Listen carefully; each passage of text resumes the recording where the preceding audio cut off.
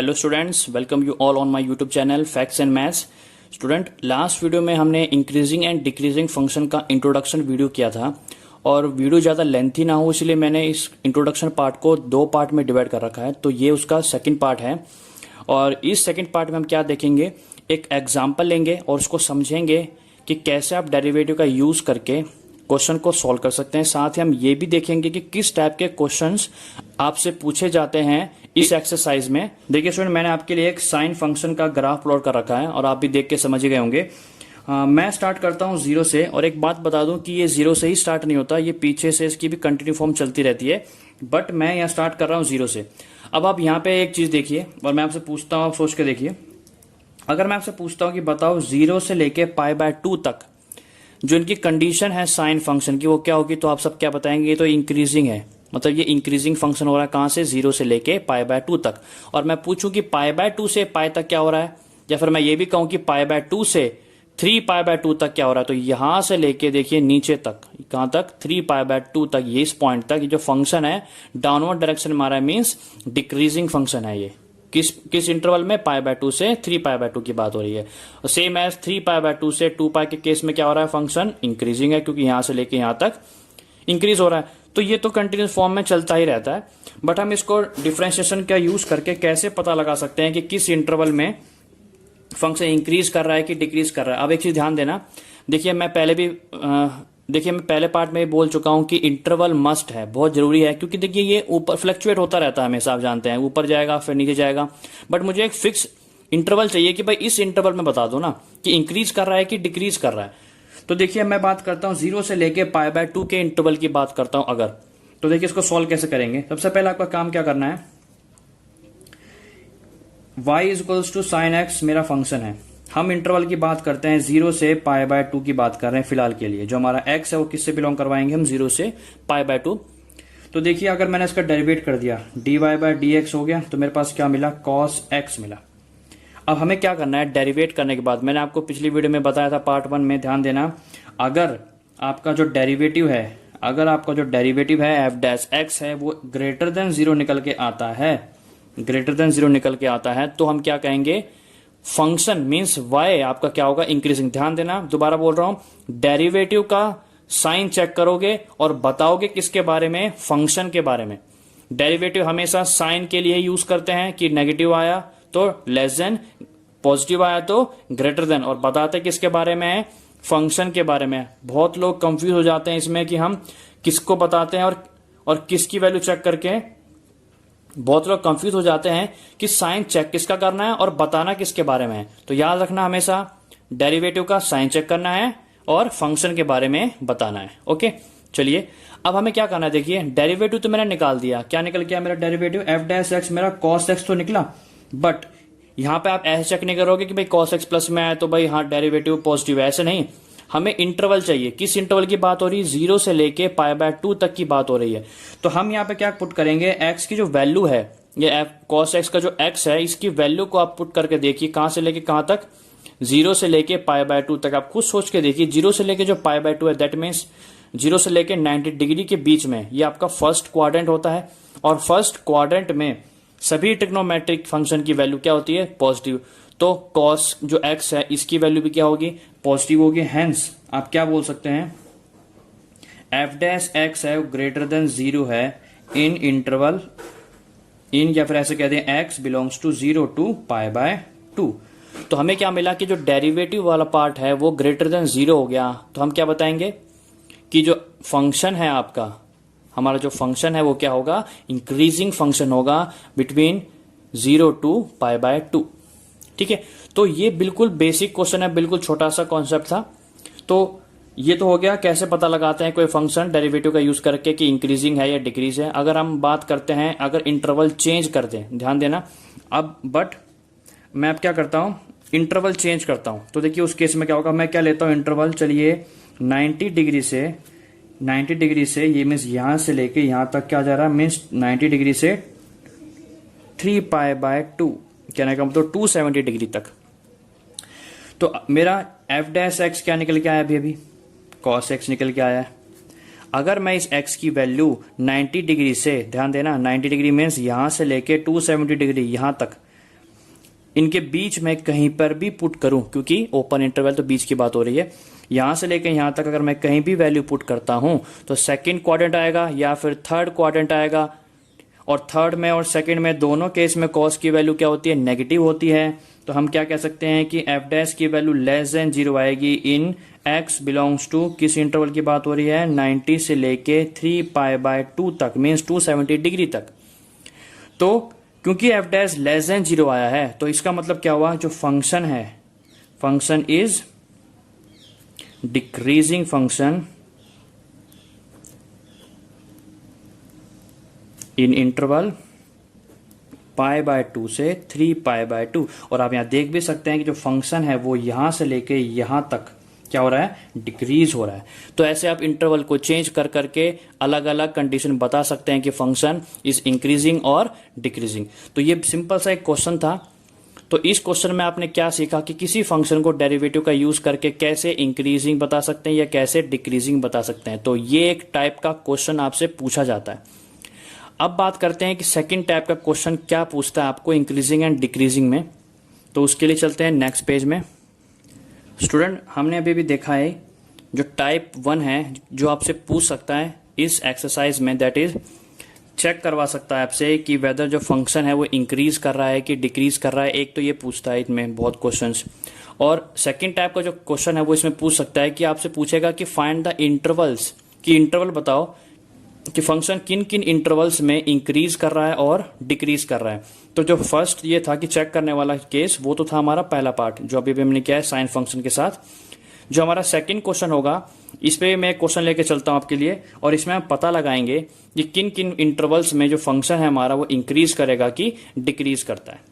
Student देखिए, आपको second type समझाने के लिए जिसमें हम इंटरवल फाइंड आउट करने के लिए पूछता है, उसको समझाने के लिए मैंने आपके सामने एक फंक्शन लिया है y = x²। किसी दो वेरिएबल में से किसी एक की पावर जब 2 होती है तो हमारा क्या बनता है, पैराबोला बनता है। ठीक है, और किस पे बनता है, जिस पे आपकी सिंगल पावर, तो y पे मैंने बना रखा है और y के आगे प्लस का साइन और y के आगे पॉजिटिव साइन है, that means positive y direction में आपका ये बनेगा। ठीक है, अब देखिए मैंने यहाँ पे एक पैराबोला ड्रॉ कर लिया। मैं हम सामने यहाँ क्वेश्चन भी करेंगे, साथ में हम इंटरवल के बारे में बात भी करेंगे कि हाँ इस इंटरवल में फंक्शन इंक्रीज कर रहा है और फिर इस इंटरवल में फंक्शन डिक्रीज कर रहा है। तो सबसे पहला काम क्या करते हैं, सबसे पहले फंक्शन को डेरिवेट करते हैं। जब तो मैंने फंक्शन को डेरिवेट किया तो क्या निकल के आया, 2x आया।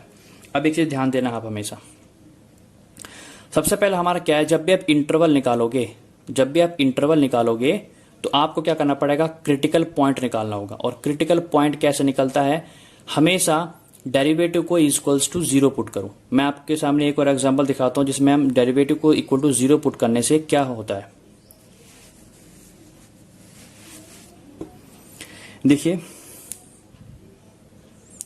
देखिए मैंने आपके सामने एक छोटा सा कर्व ड्रॉ कर रखा है। अब चर्चा करते हैं उसी बात पे। देखिए यहां से लेके अगर मैं इस पॉइंट से लेके, ये मेरा मान लेते हैं A है, ये मैं मानता हूं B है और ये मैं मानता हूं पॉइंट C है। देखिए A से लेके B तक आपका फंक्शन क्या हो रहा है, इंक्रीज हो रहा है। B से लेके C तक क्या हो रहा है, आपका फंक्शन डिक्रीज हो रहा है।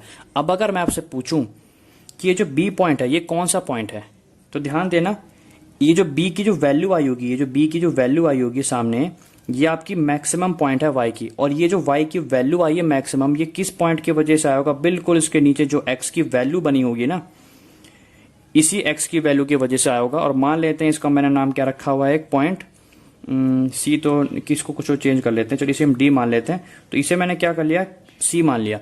और इसी पॉइंट को हम क्या कहते हैं, क्रिटिकल पॉइंट कहते हैं। अब देखिए क्रिटिकल पॉइंट बनता कहाँ है, तो क्रिटिकल पॉइंट हमेशा उसी पॉइंट पे बनता है जहां पे उसकी वैल्यू या तो मैक्सिमम आ रही हो या फिर मिनिमम आ रही हो। और मिनिमम का मतलब जब आपका डाउनवर्ड डायरेक्शन में यू टर्न जब लिया होगा, तो ऐसे हालात में जो ये वाला पॉइंट होता है इसे बोलते हैं मिनिमम पॉइंट। और ये जो हालात बने ऊपर से नीचे की तरफ, इस पॉइंट को बोलते हैं मैक्सिमम पॉइंट। तो क्रिटिकल पॉइंट है ना आपका दो केस में बनता है, या तो मिनिमम पॉइंट की वजह से बनेगा या फिर आपका मैक्सिमम पॉइंट की वजह से बनेगा। जहां पे सिंपल बात बताऊं तो जहां पे यू टर्न लेता है ना, तो वहां पे जो x की वैल्यू आती है वो आपका क्या कहलाता है, क्रिटिकल पॉइंट। अब ये देखिए आप क्रिटिकल पॉइंट निकाल कैसे सकते हैं। अगर आपको पता करना है कि किसी फंक्शन में कितने सारे क्रिटिकल पॉइंट है, मतलब कितने सारे यू टर्न लिए गए हैं, तो आपको सिंपल क्या करना है, जो आपका डेरिवेटिव होगा इसको इक्वल टू पुट कर देना है 0। अब ये बात देखते हैं कि डेरिवेटिव को इक्वल टू 0 पुट करने से क्या होता है। तो देखिए मैंने आपको क्या बताया था, ए से बी तक अगर आप जितने भी टेंजेंट ड्रॉ करोगे, देखिए कितने भी अगर टेंजेंट मैं ड्रॉ कर दूं तो ये जो एंगल बनेगा, ये जो एंगल बनेगा पॉजिटिव एक्स एक्स के साथ, वो हमेशा क्या बनेगा, लेस देन 90 बनेगा, ये वाला एंगल। ठीक है, तो ये जो थीटा होगा हमेशा क्या होगा, लेस देन 90 होगा। और इस पॉइंट के बाद जितने भी एंगल आप बनाओगे, इस पॉइंट के बाद जितने भी आपके टेंजेंट के एंगल बनेंगे, मतलब बी से लेके डी तक, तो ये एंगल बनेगा पॉजिटिव एक्स के साथ, ये जो थीटा होगा ये क्या होगा, ग्रेटर देन 90 होगा। अब अगर मैं आपसे पूछूं कि अगर मैं बी पॉइंट पे एक टेंजेंट ड्रॉ कर दूं, अगर मैं आपसे क्या करूं, बी पॉइंट पे मैंने क्या किया, टेंजेंट ड्रॉ कर दिया, तो इसका क्या एंगल बनेगा। ठीक है, तो यहाँ पे दो एंगल बनेंगे, या तो 180 मान लेते हैं या तो 0 डिग्री मान लेते हैं। अपनी ईज के लिए हम क्या करते हैं, 0 डिग्री मान लेते हैं। चाहे ऐसे रोटेट कराओ तो 180 मानेंगे, ऐसे रोटेट कराएंगे। ठीक है, हम क्या करते हैं, अगर हम एंटी क्लॉकवाइज चलेंगे तो हम क्या मानेंगे, हम 180 मान लेंगे, और क्लॉकवाइज डायरेक्शन में घुमाएंगे तो क्या मान लेते हैं, 0 डिग्री मान लेते हैं। तो देखिए इस हालात में थीटा कितना बना होगा, देखिए ये जो लाइन है, ये जो टेंजेंट वाली लाइन है, बिल्कुल एक्स एक्सिस के पैरेलल होगी। ठीक है, बिल्कुल सीधी होगी। अगर ये लाइन थोड़ी सी पैसे टिल्ट होती तो कुछ ना कुछ एंगल बनाता एक्स एक्सिस के साथ, बट अभी ये लाइन बिल्कुल सीधी है, स्ट्रेट है, या फिर कहें पैरेलल है एक्स एक्सिस के साथ। दैट मीन्स हम कह सकते हैं बिल्कुल 0 डिग्री बना रहा होगा एक्स एक्सिस के साथ। तो जब भी, अब सोच के देखिए, थीटा कितना बनाया पॉजिटिव के साथ, एक्स एक्सिस के साथ 0 डिग्री, तो स्लोप कैसे निकालते हैं, टेन थीटा ही तो हमारा स्लोप होता है, और थीटा की वैल्यू क्या पुट करेंगे, 0 डिग्री, तो टेन 0 डिग्री की वैल्यू क्या आई, 0। दैट मीन्स ये हमारा स्लोप निकल के आया क्या, 0। ठीक है, एंगल 0 डिग्री बनाया तो स्लोप भी कितना निकला, 0। तो यही ये चीज जो एफ डैश एक्स है, इसे हम क्या बोलते हैं, इसे तो हम टेंजेंट थीटा बोलते हैं। तो टेन थीटा की वैल्यू क्या आ जाती है, 0 आ जाती है। तो हमेशा क्रिटिकल पॉइंट वही निकलता है जहां पे आपका जो टेंजेंट थीटा की वैल्यू है क्या आ जाए, 0 आ जाए। तो जितने भी उस फंक्शन में, जहां जहां पे भी फंक्शन ने एक्स एक्सिस के पैरेलल में कोई टेंजेंट बनता होगा, तो वहां वहां पे आपका क्या निकल के आएगा, क्रिटिकल पॉइंट आएगा। अब एक चीज ध्यान देना, ये क्रिटिकल पॉइंट की जरूरत क्यों पड़ी। अब ध्यान देना, क्रिटिकल पॉइंट के पीछे देखिए क्या हो रहा है, आपका जो फंक्शन है वो इंक्रीज हो रहा है, और क्रिटिकल पॉइंट के आगे क्या हो रहा है, आपका फंक्शन डिक्रीज हो रहा है।